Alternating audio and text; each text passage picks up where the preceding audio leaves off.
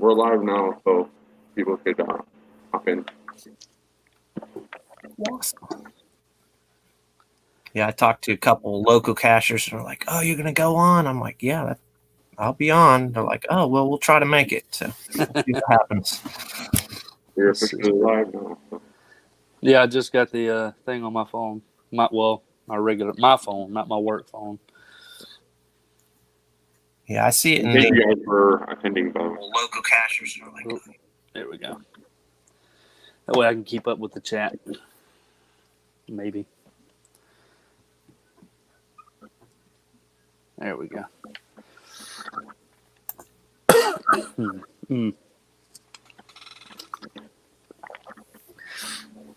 Yeah, me and the boys, Derek with Behind the Cache, the kids do the little challenge now. And my boys saw it, and it's where you take a container and make a cache out of it. So we were at the one of the local snow cone places the other day, and we were like, one of them goes, "Dad, we should put a cache here." I was like, "Well, go ask the lady. She's the owner. Go ask her."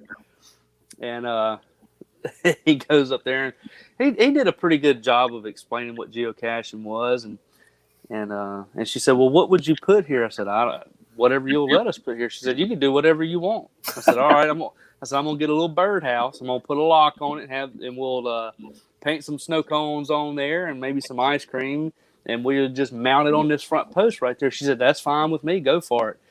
And then COVID-19 hit, and we hadn't got on that yet. I think one of my favorite one is I went to a local community art center, and I was like, "Hey, can I put a geocache here?" And they're like, yeah, that's fine. I'm like, "Can I put a post in the ground?" And they're like, "Yeah, go ahead." So I have a big old ammo can on a post. And really? They painted it up and did a nice job with it. I just put a lock on it, and it's a puzzle. And it doesn't get hit often, but it's really awesome to look at. It's a piece of art all in itself. And then they put like origami pieces in it. Yeah. So origami directions, and then like origami frogs and all kinds of cranes, and it just turned into a cache of its own. It was really neat. Huh. I'll talk in a minute. Sorry. You're fine. No, you're fine. I'm trying to get. Let's see if I can put this here. There we go. Whenever you guys want to start, we can start. So.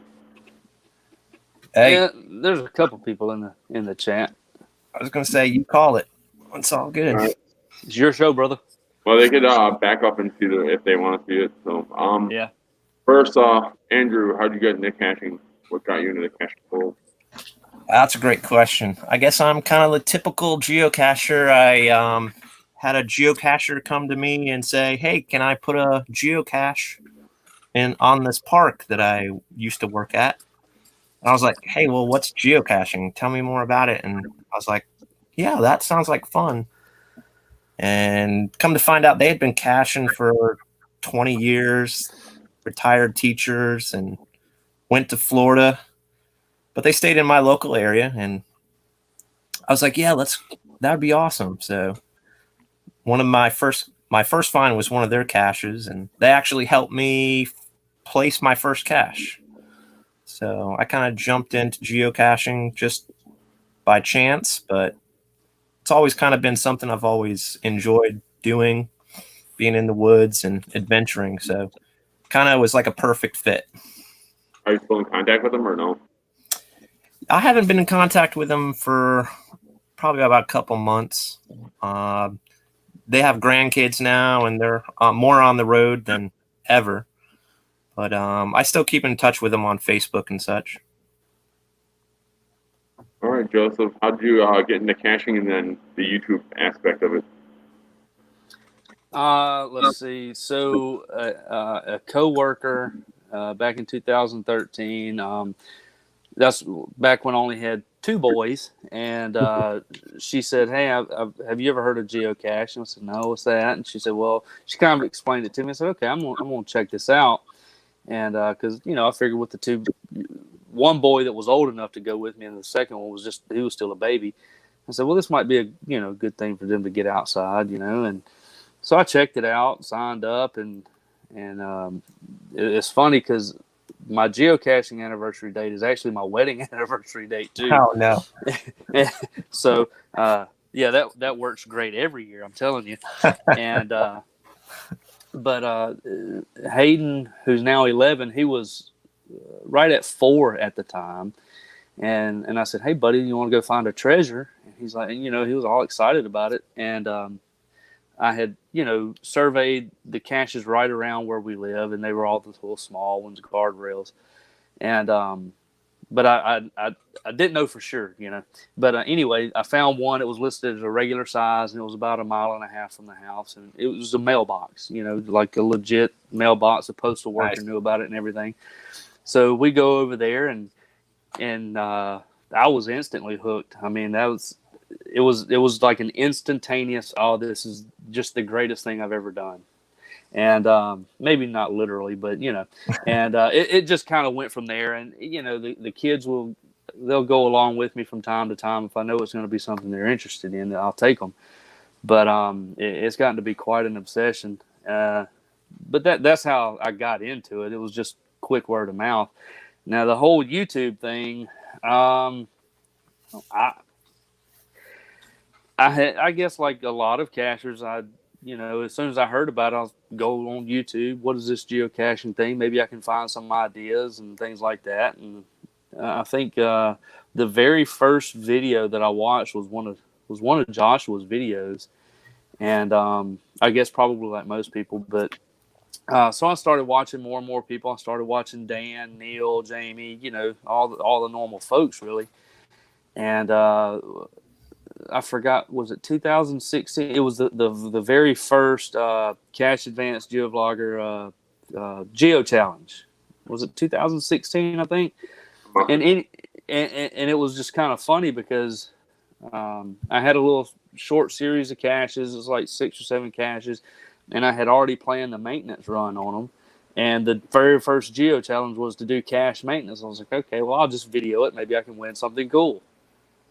And so I did it, and I got let's see, it was I believe it was Scott Miller and Neil, maybe. I'd have to go back and look. But they said, hey, we watched your video. We kind of like your attitude towards caching or whatever. Maybe you should make more videos. And I was like, well, whatever. And so the next Geo Challenge came out, and I was like, well, I didn't win the first one. I'm going to try again. And it just progressed. That's all. It just progressed into this weird little thing that I started doing. And again, how I got started, I started taking film that my parents gave me, and sort of branched out from there. When I was taking pictures, I thought I'll branch out and make it where they can see everything I do instead of just the location of where the gnome sits. So that's how I branched out to start doing YouTube and the rest. Yeah. I have a lot of fun with it because, this whole thing back here, all of that, as much as I want it to still be a huge part of my life like it used to be, it's just not.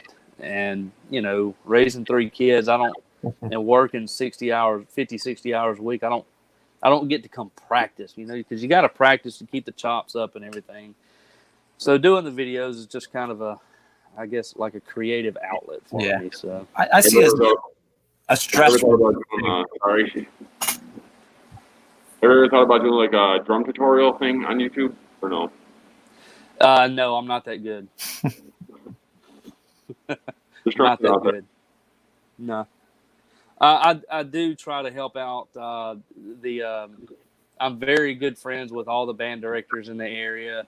And the bigger schools that have just drum guys, I'm friends with most of them. And I haven't in several years, but hey Joseph, can you come help with this? Can you maybe help me out with this? I'm like, yeah, let's do it. And I try to stay in that arena, but with work, it doesn't happen as much as I'd like. So, what do you do for a living? If you don't mind me asking.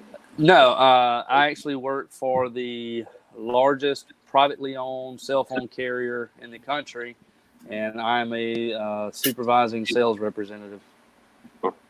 I I help old ladies with Facebook issues, basically. All right, Andrew, do you want to talk about what you want to try to get going in the world of geocaching? I just want to step back and say I think you're right with how geocaching is such an amazing sport. I think it's like you said, it's a way to relax and let your creativity flow. It's not like you have to put it on the shelf. You can put it on the shelf and it doesn't really haunt you, or there's no alarms or bells or whistles. And you can just relax to it and be creative. That's what I enjoy about geocaching. It's like you said, when you have kids, your life changes. And when you're working, I was working a third shift job, and I just had a couple hours to do something before I really wanted to crash and get ready for the next day. So, running out to the woods and catching a couple caches was, as much therapy as it was just relaxing. But yeah, I've known a lot of cachers too that, they went caching for the first time, and then, 10, 15 years later, they picked it up again after their kids had grown up, and now they're caching like crazy. Yeah. But there's an adventure always out there. You want to talk about your Bigfoot series that you want to try to get out there? Yeah, that'd be great. I think it's a great segue, actually. I think everybody in America is looking for an adventure. It's just one of those things where I was thinking, what's one thing that everybody can unite around? And man, Bigfoot sightings. I don't know if you're really into that or not, but I guess it's kind of like how I see the zombie apocalypse. Everyone was like gung ho on that, and Bigfoot's always been there and it's always been around. I think in North Carolina there was a series that was put out, or a Geo Trail or something. I don't know if it was a county thing or what, but I was like, hey, why don't we just try to put something out with Bigfoot as the theme? Even if you put it out like Bigfoot spotted in whatever town or whatever county, and just like you said, sometimes it could be a big container. I personally like bigger containers so that people can find them and just come to a really awesome place. Kind of the alternative to urban caching, where you're always looking at a guardrail or looking behind bushes or something. You're out in the woods.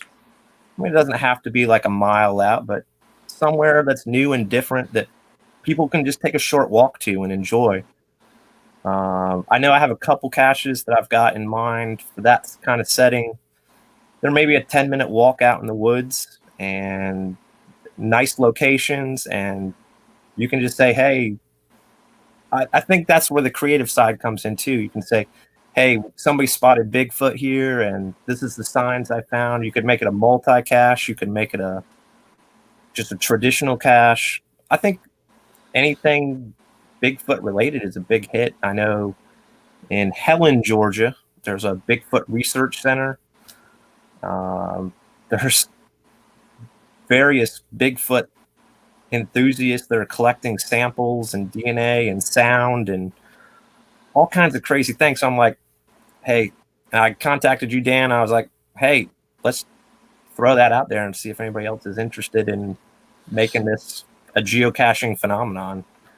I'm definitely not going to be disappointed if it doesn't, but I just think it's just a fun idea and just wanted to put a voice to it. You want to make a list of like the people like that people put out like under the campaign too much? Yeah, if anybody wants to know more about that or has any ideas, I definitely like to keep a list of people that would put up geocaches with Bigfoot titles. Creativity is awesome. If you want to put an urban Bigfoot, as long as it's creative, I have no problem with that. That would just be fun. I think if you could just, I don't know, I just see it as an alternative, like I said, to urban caching, but also just something fun that everybody can relate to. Well, if you put your email in the chat thing, I'll highlight it so people get to your email. They'll send you an email if they want to become a part of it. Yeah, that'd be awesome. I've got some images that could go on a cache page or inside the cache that would kind of unify this idea. if you're interested in doing that. Even love to collaborate in making other caches that are maybe more technological driven. Yeah, it doesn't really matter to me. Just putting out an idea. I think that's, like I said, one of the fun things about geocachers. They all have great ideas, and put a couple ideas together, and who knows? I'm when Dan told me that you had this idea a few days ago through Messenger, it reminded me there's actually a guy here, down the Pearl River. I don't know how far, but he actually claims he saw, something to that effect down there. So I might actually look into that a little bit more and go talk with the guy and see if I can't put something around, where he says he saw it. I'll have to talk to him and see. Oh yeah, and because everything around here is private land, so there's really no parks around where I live. But and I'll get back to you and with what I find out, and if I'm able to do something, that'd be kind of fun to get into. I pulled a lot of resources that I can share too. That some of the enthusiasts and their sightings. I think their sightings are really hilarious because a lot of them are really taking this very scientifically, and they're, I saw it on such and such a day at such and such an intersection, and they're going back and taking picture evidence. And I mean, it's kids that are riding their bike at night and they see something in a flash, or sometimes they claim they saw something and, they write, and then they send out an investigator. I mean, it's legit stuff that's documented. That why not just throw it in with caching too? It can be a location. It could be just, hey, this is something creepy that I didn't know. Maybe it is Bigfoot. You want me to throw your email out in the video, or are you fine with that? Yeah, that'd be no problem. Yeah, I'd love to share those resources. And I think a lot of people have local, like you said, I think a lot of people have local myths or legends about things like that. So it'd just be a fun way. A lot of the sites, the one site in particular has a 50 states map, and you can just click any state and see how many people have reported some of these incidences. So there's some stuff there on that video log is email if you guys want to become a part of the Bigfoot series and put out a Bigfoot cache. Have it on the Bigfoot caches out there. Just email them, and if you want to find out any information, email them as well. Yeah, that'd be fun. And like I said, if you have any other ideas, push them up. And I don't know. Like you, I kind of, with my family, I travel a lot, so I'm kind of picking up caches sometimes on the side of the road, or sometimes just off the highway. And they add flavor to the game, and I don't know. We'll just see how it goes. If it goes somewhere, it goes somewhere. If not, maybe I'll be the only one that puts out a Bigfoot cache for fun. I mean, it's all good. Is there anything going on in your area, Joe, or is it any events or anything going on at all? Nope. Short answer, nope. There's no event scheduled right now. New caches pop up here and there, but not where I live. I'm the only, I guess, active geocacher in probably 40 miles. Wow. All of the geocaches in my county, and there are less than 100 in my county. I own close to 50 of them, and most of the others are they're steadily getting archived, and I'm just waiting for them to get archived so I can put something new out. But yeah, steal their locations. Yeah, exactly. Well, yeah, like our downtown area, we have a really nice downtown in Columbia, and I have been just itching to do just a nice little multi-cache, or even try and get an adventure lab myself. I think I'd rather do a multi, just for some of the little hot spots, just on the main little street there that a lot of people just don't know about, that are really old and really nice, and but I've got to wait for those caches to go missing long enough and to get logged DNFs long enough for them to go away. And right now there's only one that's getting in my way, and and I actually stopped by there the other day because we had some flooding here, and I had several caches that were underwater, and I went and was checking on them, and I said, well, I'm going to stop back by this one and just see. And it had a couple of DNFs on it. It's one that I found in the first month, that I was into geocaching, and the container was gone, and I was just like, yes, finally. So I sent up a archive listing, and of course, they give them another 30 days or whatever. So I've kind of started making my plans. Yeah, it's just wait until the wait's over so I can. But I'm going to have to archive 2 of my caches to get this one multi-cache done, probably. So. Yeah, I've found a lot of like woodsy caches, especially here in South Carolina, that people have just abandoned and they just go away, and nobody does any maintenance. Nobody goes to find them, and I don't know. Have you seen a lot of newbies like sending out messages that your cache should be archived, and when they've only found one cache? A lot of that in Florida. I haven't run into that. I don't know. Maybe it's a thing up here, but it's like people find 1 or 2 caches, and then they tell you, "Oh, I can't find yours. You need to archive your cache."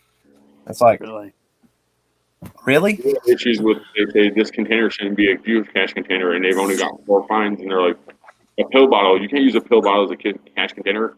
Probably, I'm guessing 95, probably 50% of caches out there are probably pill bottles or something similar. So It's funny how that works. But yeah, I've done the same thing.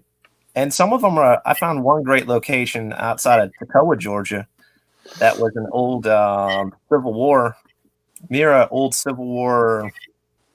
I guess it's not a cemetery because it's not in a group, but it was near a cemetery, and it dated back to the Civil War, and it went missing. It got archived maybe like 8 years ago. I ventured out there and I'm like, man, we need another cache out here.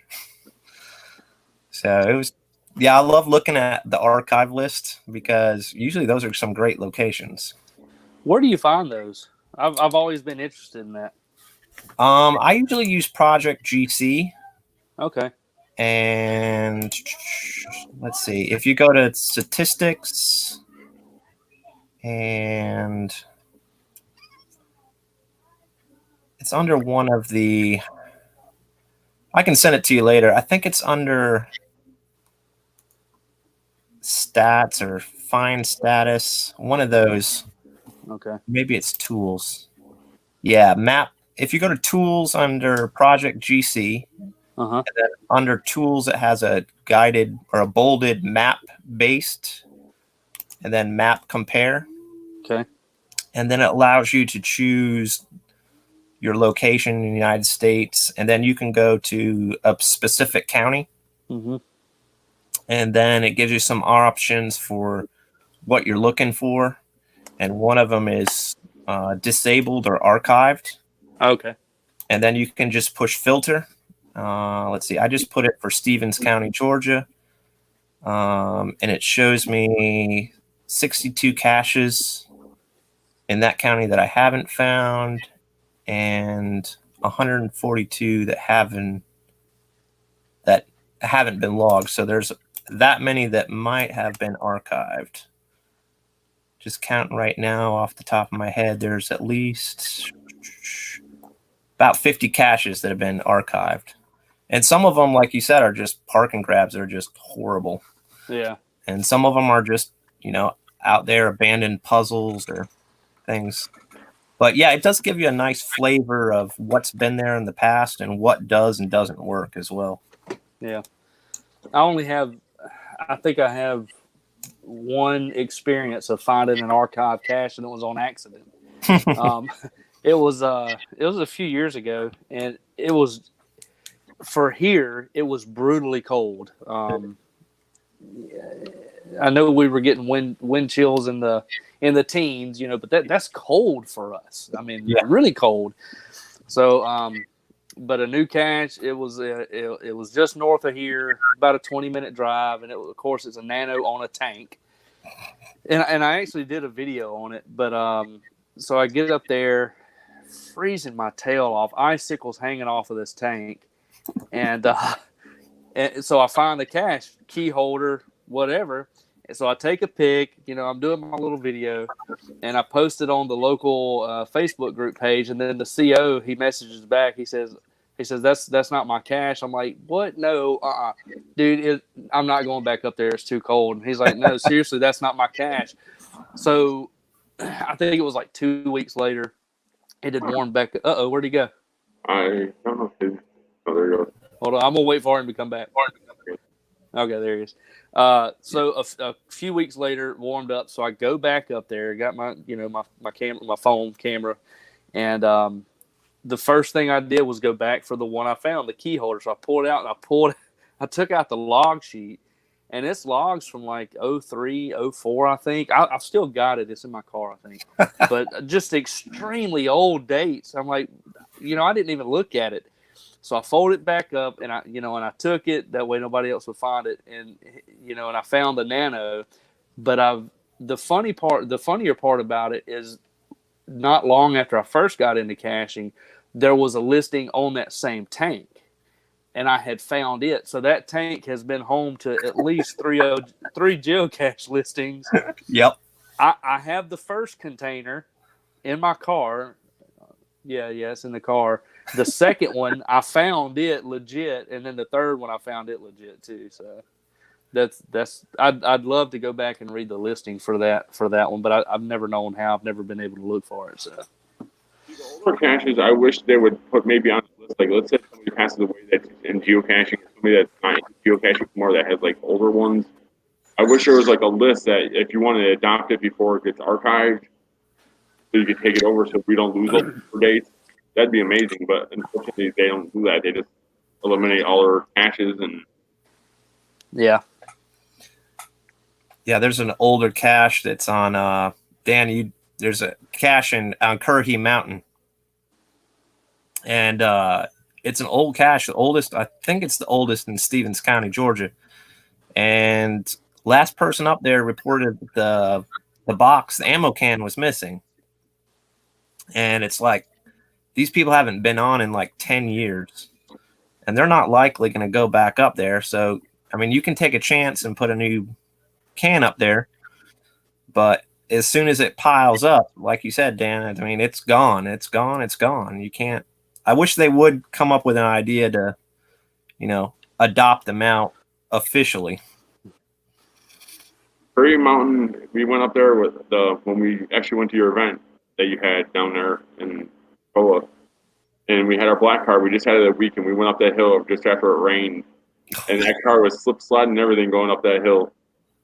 And when we got up the hill, it's actually a beautiful view up there when you get up there. But you can actually see the next storm rolling in, because you're above the clouds right there, and you can see the next storm rolling in above the land on top of the mountain. So. Yeah, this is during World War II. They had the 101st, the airborne practiced and trained to jump. Band of Brothers was actually filmed off that location, and so it's kind of like the last peak in the mountain chain, and it ends up in Stevens County, Georgia. It's 3 miles up and 3 miles down, but when it rains, it just turns into a mud pit, which makes it pretty fun to hike. But a lot of people will drive halfway or whatever way and then hike out. But I mean, it's a pretty intense geocache to go to. So it's surprising the container's missing. But again, like you said, it's one of those things you want to preserve, but they make it hard to preserve it. Have you seen that series, Joe? No, I don't reckon. Yeah, I'll pull up the GC. It's a great series. It's like 8 episodes long. It's Tom Hanks and Steven Spielberg put on. It's something that if you're into like history and World War II, it's something. Yeah. Yeah, they have a museum downtown that's pretty awesome as well. They actually took one of the barracks from Normandy and shipped it to the museum in Toccoa. So Wow.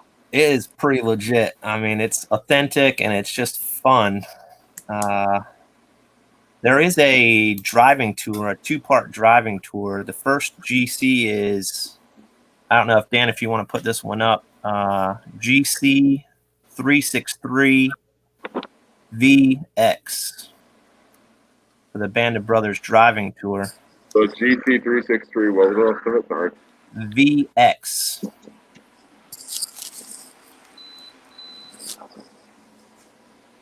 Is that one? Is that one of the multis or is it? Yeah, it's one of the multis, and it's nice because it kind of shows the town, kind of like you were saying, where you could take over a town and show people what it was like back in the day and what buildings are still there. And I believe, yeah, Two Wheel Crackers is the people that put it up, and they did a nice job of including the history, but including the buildings and stuff that were still there. Huh. Last time I was at the museum, they said they're actually going to start doing stuff on the land where the barracks were, to actually down the fields area, but I don't know if they ever got any close or.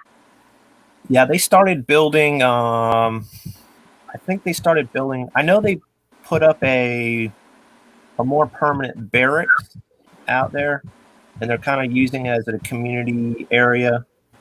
And there's talk about putting a chapel there at the camp on the base of the mountain. I'm trying to find Rock Cropper GC. But yeah, they're actually starting to. It's coming in slow, but they're starting to preserve the history and make it more apparent to everybody, which is awesome.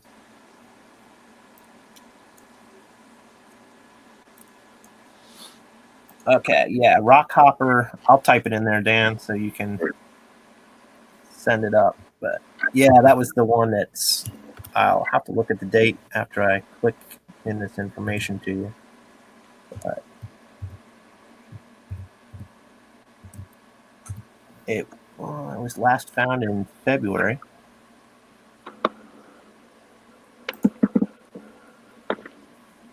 Have you made a chance to go and get it or no? It was 2011. It was placed.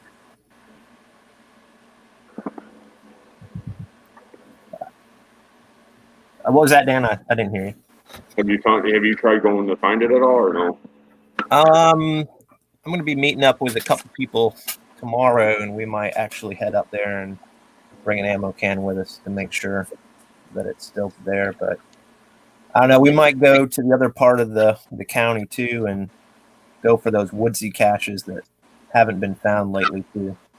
Is there any lonely caches in your area, Joe, at all or no? Yeah. Yeah, because there's just not a whole lot of people caching down this way. But there's one that sticks out, which is it's about an hour and a half drive from my house. And I was looking at it the other day because I don't remember why. But anyway, and I read the logs, and it's not something I would personally be able to do during the summer months here because of the heat, because I got a couple little issues. But once it cools back off this year, I think I'm actually going to go for it. Let me see if I can find it. It's a pretty old cache, if I remember right. Let's see. Where was that booger at? I don't have any of my stuff that I normally keep around with me. I was in such a rush to get out here after feeding the kids. Here it is. Okay.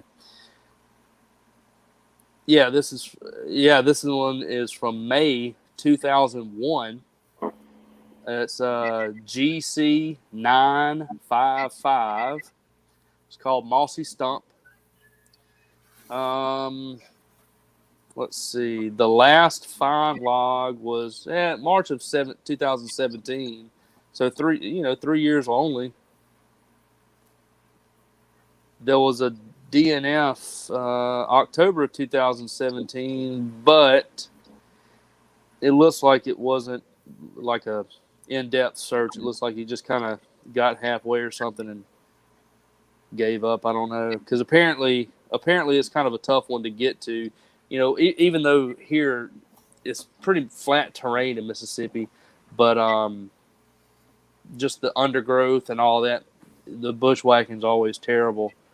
But that's something I might go try and check out in the cooler months. You know, when I know I won't get myself in trouble. So. The ovens haven't been turned on in Georgia yet. They will be shortly. It was already 80 degrees today. So. Oh, we almost hit it hit 85 here today. Yeah, we definitely hit 85, and we're just about an hour from Georgia. So, yeah, it's definitely coming, and that's kind of a shame. I wanted to get more into the woods, like you said, in the cooler temperatures where the allergies weren't going to get you. Mm-hmm.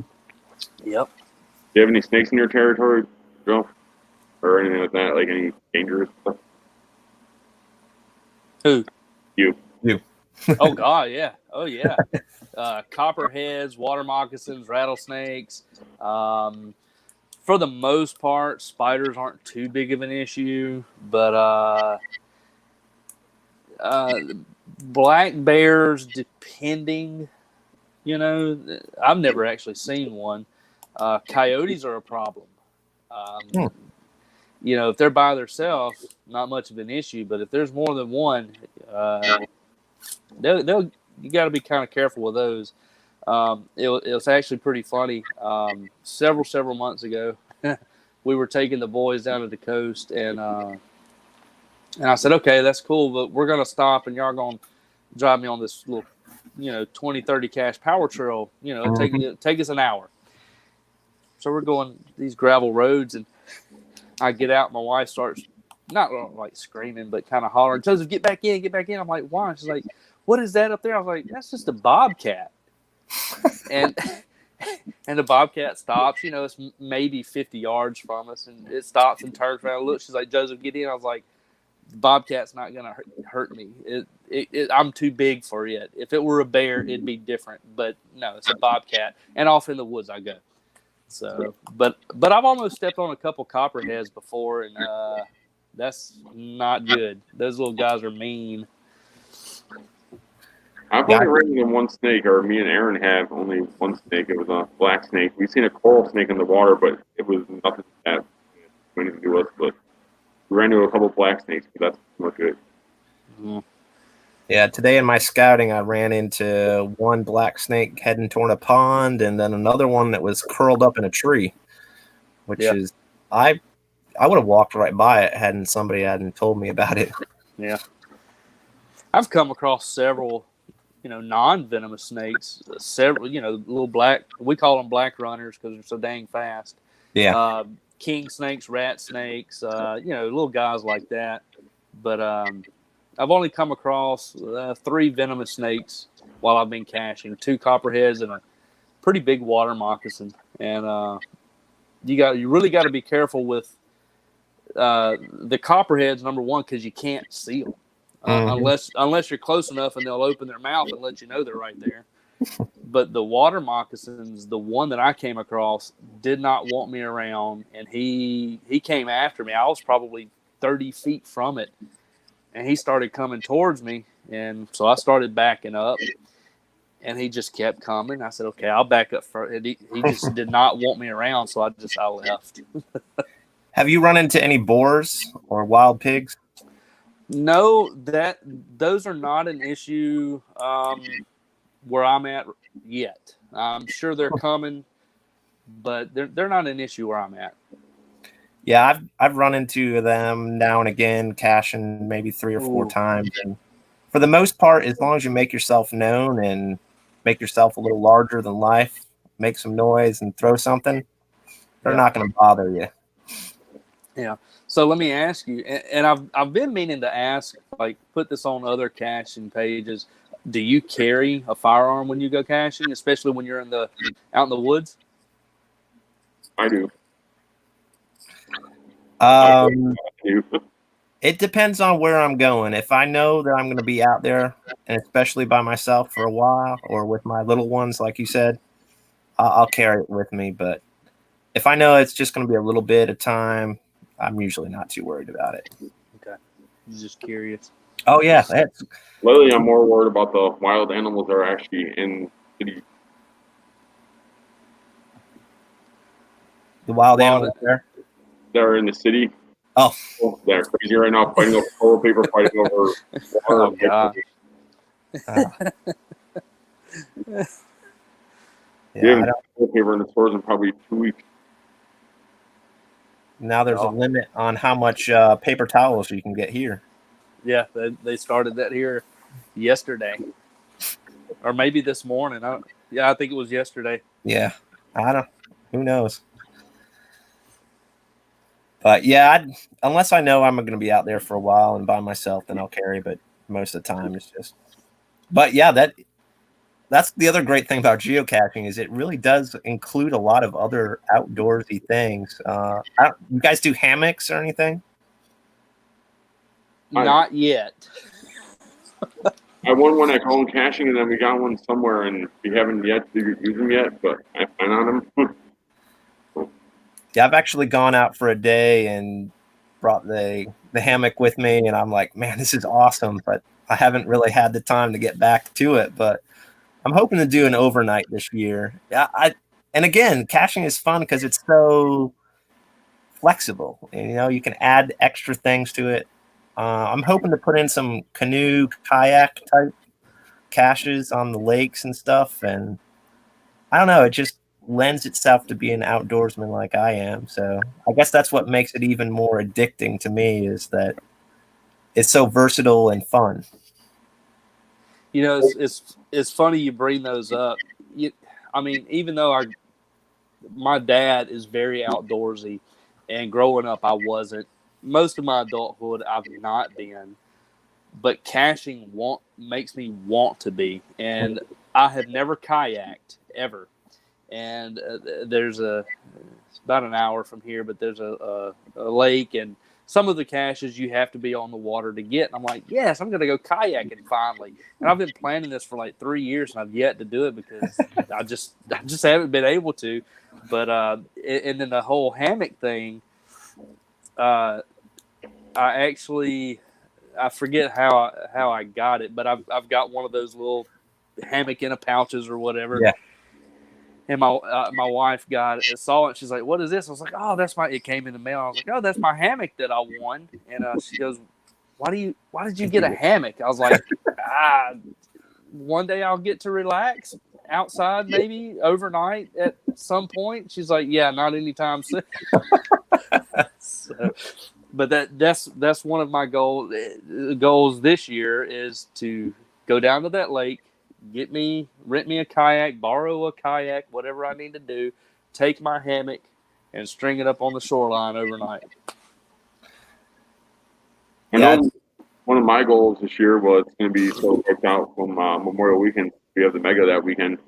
I want to go on the AT trail and do a little bit of the AT trail and try to spend a night or two on the AT trail. Yeah, I'd love to do the AT.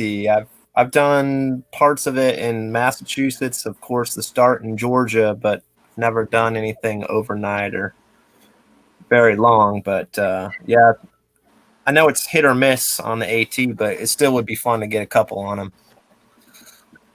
I at least want to try to hike to the Blood Mountain, the first shelter that's on it, just so you see it in all its glory, I guess. Yeah, I had a chance to get one on the AT, and I went with the cache owner to do cache maintenance, and there was a GGA event, and we were cutting it really close. We had hiked out there, and we were like, oh, we're almost there, but if we don't turn back now, we're going to be late for the event. In hindsight, I could have showed up late for the event.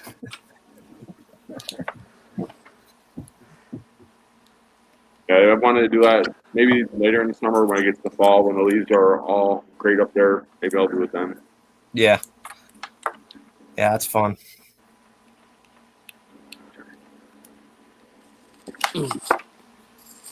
Okay, Joe? Yeah, I'm just preoccupied rigging up a charger. All right, I'm gonna ask you guys a series of random questions, and you can just answer randomly. All right, and one of you gets answer, then the other can answer. All right. Fire. All right. If you could take anyone famous geocaching, who would it be? Like a celebrity or just Anybody famous, alive or dead. oh. Oh.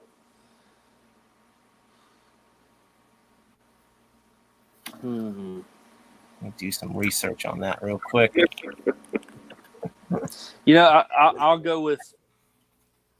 I don't get starstruck by any means, but there's one celebrity I've just always felt like everything I've read about him and seen about him that he's just so down to earth, and I've always said he's the one celebrity that I'd like to hang out with, have a meal and a beer with. So taking him geocaching, it'd be Keanu Reeves, man. I love that guy. I think he would be just a cool guy to hang out with for 30 minutes. I guess I'll go the opposite direction. I'll go with somebody that's dead. Ansel Adams. He's the guy that did all those pictures out west with the film. He made the film drag, so got these spectacular, amazing photos. If you look up Ansel Adams, you've probably seen him on posters and motivational things, but yeah, he just had a lot of his photos at the Booth Museum in Cartersville, but it's already I think it was there for like 3 months, so they moved already on. They had some big ones there. The guy just had an eye for things, so it'd be fun to go geocaching with him. That would be awesome. All right. If you could change one thing in geocaching at all, like one thing, what would it be?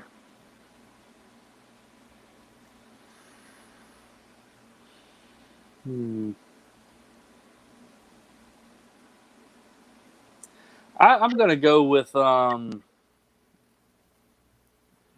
like the old caches. Instead of them getting archived just because somebody hasn't found them, find somebody that will adopt it.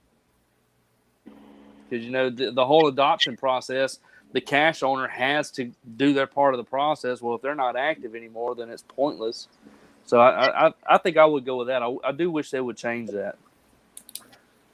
I guess the only thing I would say, I would go with that too, but if I have to provide another answer, I would say bring back the virtuals, but make them more substantial, because that was, I guess, the problem was people were making them like come to McDonald's and answer 5 questions. Well, tie them into history or tie them into something that makes them more excited. Set up some guidelines that make virtuals exciting.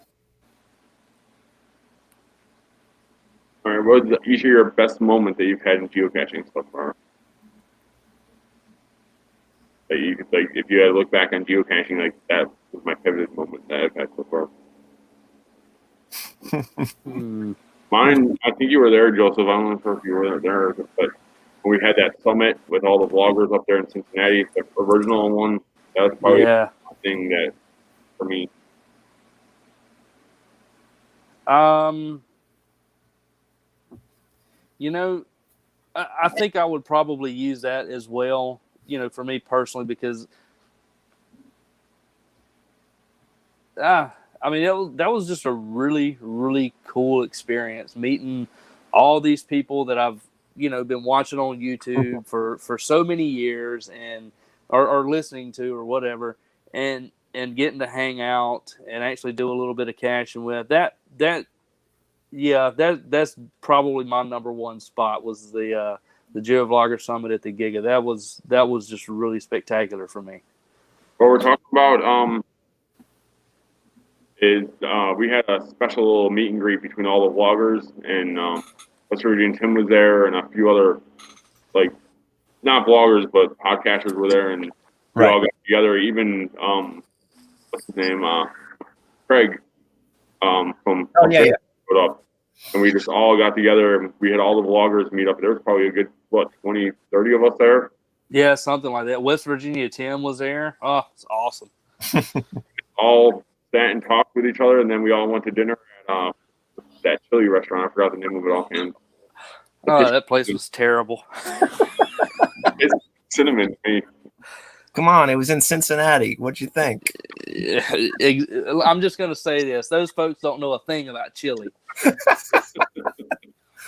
better be careful. They kind of like their chili and hot dogs. So Hey, they need to come down to the South and learn how to eat, make and eat chili. you guys eat there, Joe? I don't know. My favorite geocaching memory, or I guess there's so many little pieces, you know, from the first one you found to, you know, finding your first challenge cache that, you know, you just never thought you'd make a milestone, or I don't know. I don't think I can really label one thing that's like a highlight to geocaching. I guess if I were to, I would say maybe all the people that I've met geocaching.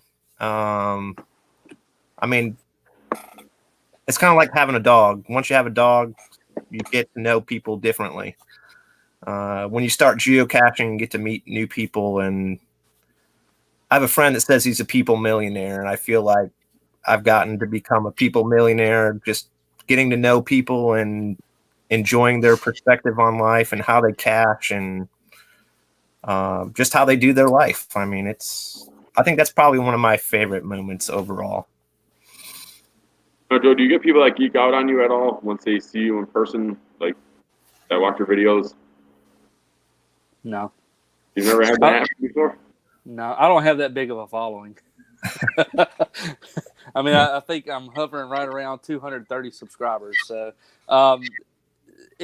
nobody's geeked out, I'm gonna say, but at Fort Worth, you know, I'm roaming around with my little camera and I'm just capturing footage. And her name has escaped me. I'm sorry, but she said, "Hey, I know you," and I looked at her, I was like, "You do?" And she says, "Yeah, you do the vlogs. You're Sirdrumalot." I was like, "Well, yeah." I said, "Well, here, let's get a pic." You know, that's really the only time it's happened, because the local cachers, whenever I do get to go to an event, you know, I knew them before I started the whole vlogging thing, so I'm just Sirdrumalot to them, you know. So no, I'm not famous. You were actually, besides like Jamie and the people in Georgia, you were actually the first person I met. Like we were standing outside the Biga, and you ran into me, and we started talking. And you were the first person outside of the Georgia, Tennessee area that I met that was a vlogger. So. Oh, really? Yeah, I had a funny coincidence at the New Year or leap day event. Some lady, I can't think of her name at the moment, but she was like, "Oh, you're AFC_82. You have some awesome caches." I'm like, "Yeah." So she's like, "Oh, you're thinking this out," and I'm like, "I'm just a normal guy that just thinks up incredible things." And it was just kind of one of those weird moments where you're like, well, I'm just a normal person just like you. Yeah. There's one family there, the Cole family, Al Cole, and they'll probably watch my video when it pops out. But their kid, I just happened to be at a going caching event, and I panned over to his son, and I was watching his son as he went for the cache, so he's already got it. And I panned to him and talked to him, and then the next event, he came up and he was like, "Oh my God, my son loved it. He showed all his friends that you were on his video." I was like, I love it. They come up to me at every event now. I film them at every event. They love it. It's just those memories is why I love doing videos, because just to see some kids make their day like that, you see they smile just because they're in a 5-second slot on a YouTube video is just unreal. Yeah. It gets my kids, you know, well, not like it used to. I think they've gotten kind of bored with it, but you know, used to, I would say, "Hey guys, my new video's up," because I wouldn't let them preview it or anything, and they'd be like, "Oh, really?" And you know, they'd be watching. "Oh, I didn't know I did that," you know, little kid stuff. But now it's just like, okay, Dad's doing another video. Do we have to? Do any other friends watch your videos? Say again. Do any other friends watch your videos? I think a couple have. My middle son Parker, his best little friend's mom and dad used to geocache many years ago, and we were just chatting about it one day because we've become friends with them as well. And I think that they have watched mine before, and because the boy he mentioned something. I was standing there because they play baseball together, and I was standing there, and he said, "I can't believe you're on YouTube." And I was, that just tickled me. I thought it was cute, but that was about it. Hey, could you post or have Dan put up your vlog address? Here, I'll get it real quick. Let's see. Yeah, I don't really do like vlogs or podcasting or. I mean, I listened to a few. I was telling Dan before you got on that I've listened to a few here and there, hit or miss, and I think they're fun because it does help the community float ideas and I don't know, just perspective on life. Who are the people out in San Diego? Here, I put it down in the YouTube chat. Awesome. But if you just go on YouTube and search Sirdrumalot like that, it'll pop up. So. Awesome. All right. Would you rather go for a 5.5 in the mountains or a 5.5 underwater? I would rather do the mountains because there's things in the ocean that will eat me. Well, there's things in the mountains will that too, but a firearm will take care of that. Nah, I got this thing about the ocean, man. I don't like it. I would have to go for the water one as long as you're going to pay for the training to go do it. I can do it. I don't know. I'd like to go underwater because I haven't done anything underwater yet. I'm planning to do one probably this summer if I can. There's one on Lake Lanier where that one cache is that Josh found that's on the Jasper grid. Marooned. Yeah, I have yet. That's surprising enough, and I've been caching in Georgia for almost 10 years. So, hey, you know that oh gosh, Geo Girl 82. You know that she lives not too far from there. yeah, it's crazy amount of vloggers in Georgia. We got Jamie, we got 3 happy campers. We didn't have Crazy Dave. We had what's his name? Flag when he was doing a Flag 2007. I don't know if you're familiar with him at all. Then we have Joe Girl, we have Katie, and then me. So there's probably a good 6 or 7 of us. I'm sure. Well, and I'm pretty sure. I think Amanda, I think and Nick, I think they have a boat, don't they? Yeah. Okay, so yeah, y'all need to plan an event, and I will try and drive over to northeastern side of Atlanta.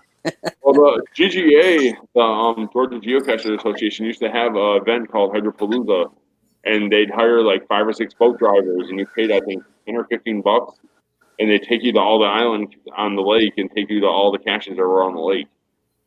Huh. I got to top you on this one, Dan.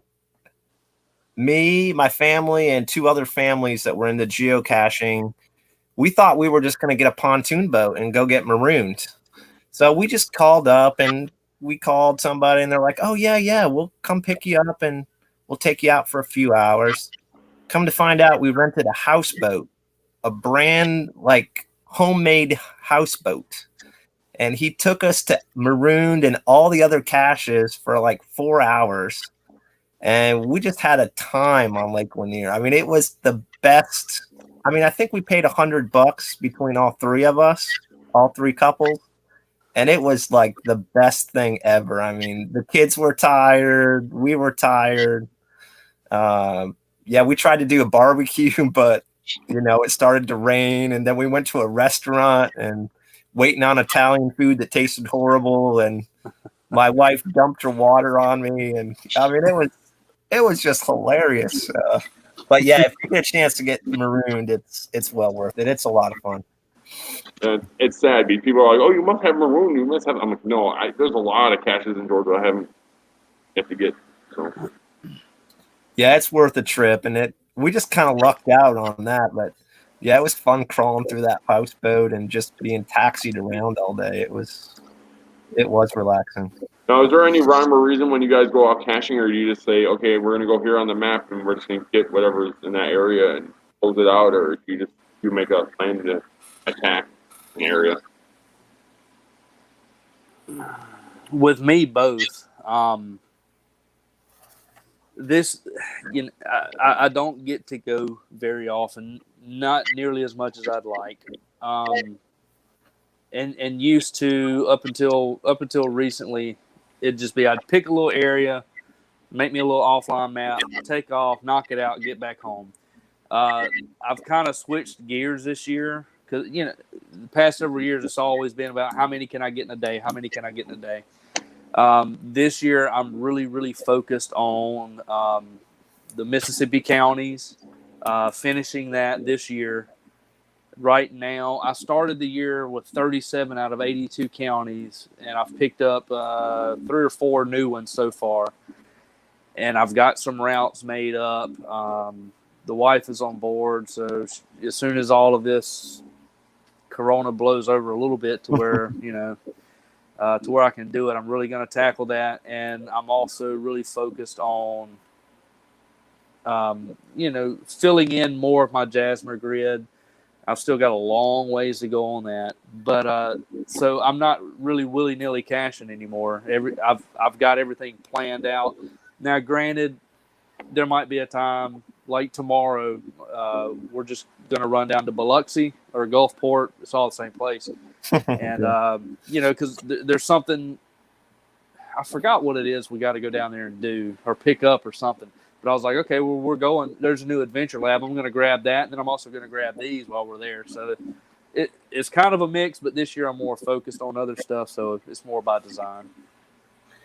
Yeah, when I first started caching, I was like you, oh, how many can I get in one day? And kind of spread out from my local area and pushed out. And vacations are the perfect opportunity because the family can have fun, and I get a couple caches along the way. So when I go out, I've turned from that independent solo cacher into more of a group cacher. I don't know. There's just something fun about going out as a group and talking and adventuring and going after those caches. So I'm a little bit more planned than I used to, except for when I'm on vacation. One thing YouTube has done for me and Aaron is we go for more quality caches over quantity, because you have to find stuff to video. People aren't going to watch your videos if you're just saying guardrail, lamppost, guardrail, lamppost. Right. So you sort of have to find the things that make people interested in watching it. So, and we do get the lampposts and all that when we're caching, but they're not in the videos, of course. But you can't just do a whole video of lampposts, or no one's going to watch your videos. So. Right. Yeah, I've started to look more at favorite points, especially on vacations, and seeing which ones I'm more interested in. Because I think the multis get overlooked because they take a little bit more time. But if they're well written and they're interesting, people are going to tell you about them. And then it's like, who cares if I get 5 parking grabs when I can get one good quality cache? Right. And that's what I did the other day. I was picking up a new county, and there were, I don't know, 5 caches in this whole town. And one of the main one with the most favorite points is a multi-cache. And I've always kind of steered away from multi-caches because of the time factor.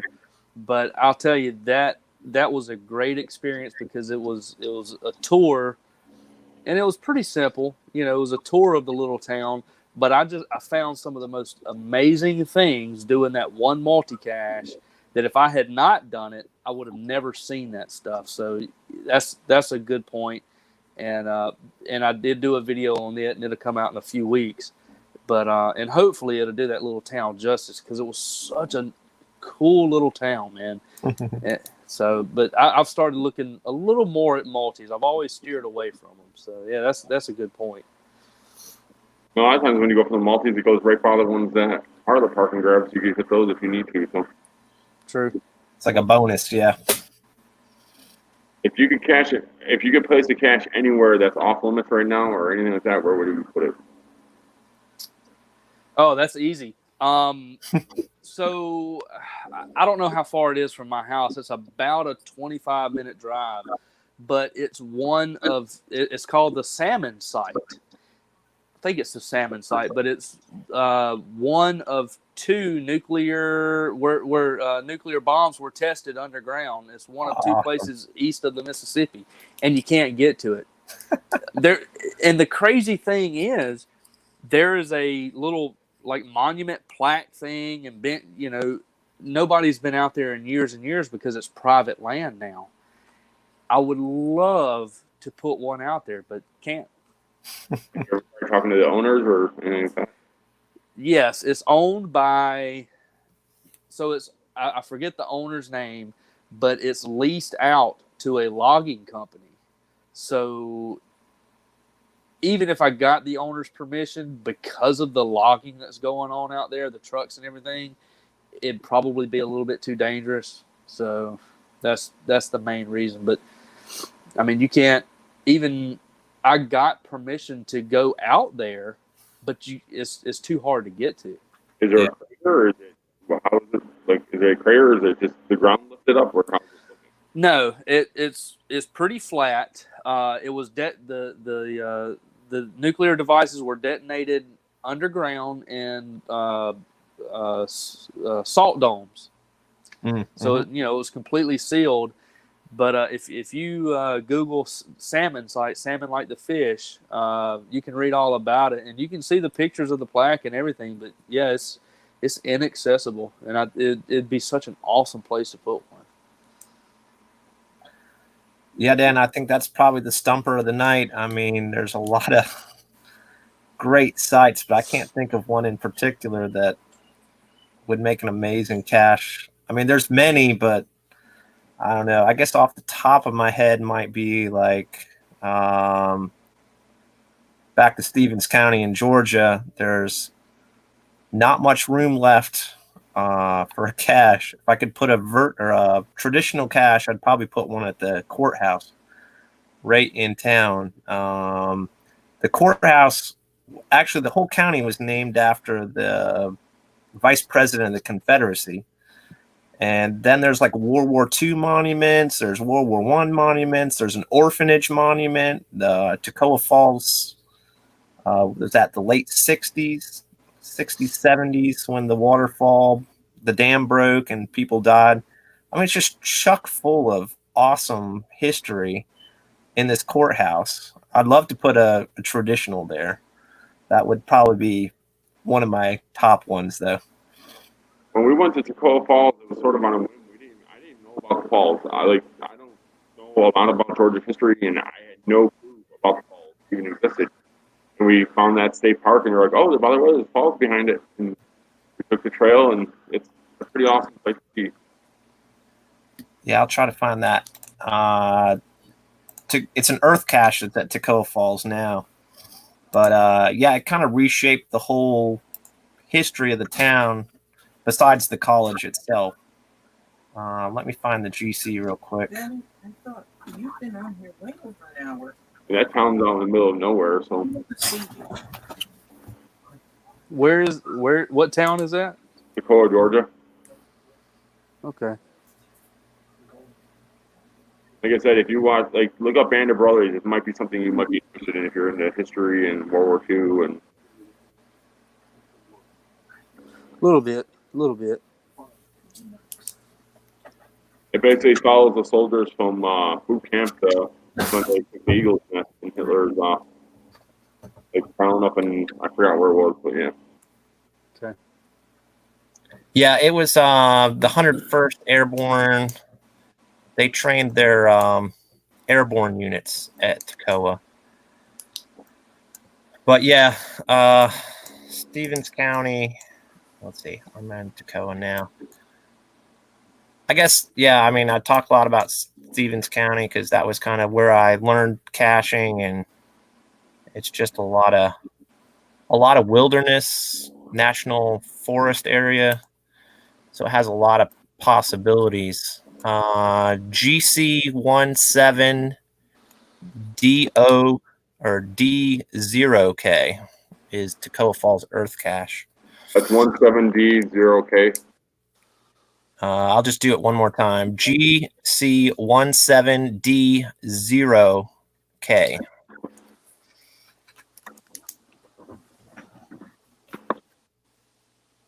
They were running a Georgia Geocachers was doing a. Dan, you remember when they were doing that geocaching challenge, placement challenge? Yeah, that was like 2 years ago. Yeah, I put one out there for another.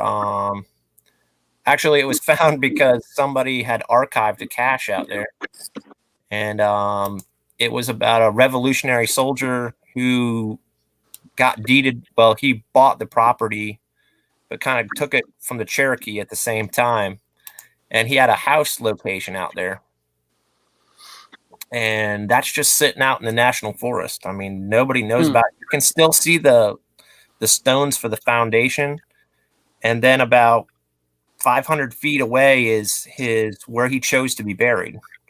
So they have an official veteran cemetery stone with a flagpole out in the middle of the national forest. I know. I mean, Wow. it seemed like an obvious place to put a geocache where people would come see it. So yeah, it's just like I said, I'm kind of a history guy, so I love throwing history and things in. That one is GC6ZA85. Sorry, can you say that one more time for me? Sorry. Yep, no problem. GC6ZA85.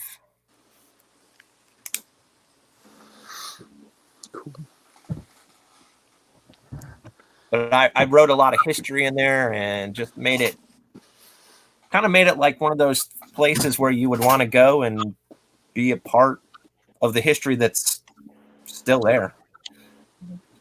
It was just a fun. I'm not disappointed that it didn't win, but I thought it was a good one for the run. I think maybe I'm not on the record. Maybe 2 or 3 GGA members that were on the committee actually went there. It just wasn't a really popular cache, but I think people that did go enjoyed it. Yeah, I don't think Tacoma gets hit enough. And like you said, you have a lot of excellent caches out there because we've been out there and we found them. It's such a remote area out there, and there's so much history there. That's the sad part, and a lot of people don't know what happened out in that area. Sadly. Yeah, it's fun to explore it, and then it's fun to put it out there for other people to find. And geocaching just makes a nice bookmark and place setting for these great events. You guys have anything else to include in the video before we wrap it up for the evening? Not me. It was great to talk with you and meet you. And Dan, always a pleasure. I enjoy getting with you. And thanks for having me on. All right, if anyone wants to see any information on the Bigfoot series that he's trying to get started, I'll leave it in the description below once I close out this video, and you guys I'll put his email out there, so if you want any information on that, you guys can him personally and you can get more information. So with that, I'm going to wrap it up. So thank you guys for coming along. Hey, thanks for having me, man. Appreciate it. That was a blast. Thanks for the virtual event cache. Yeah. Thank you guys. All right. See you later, man.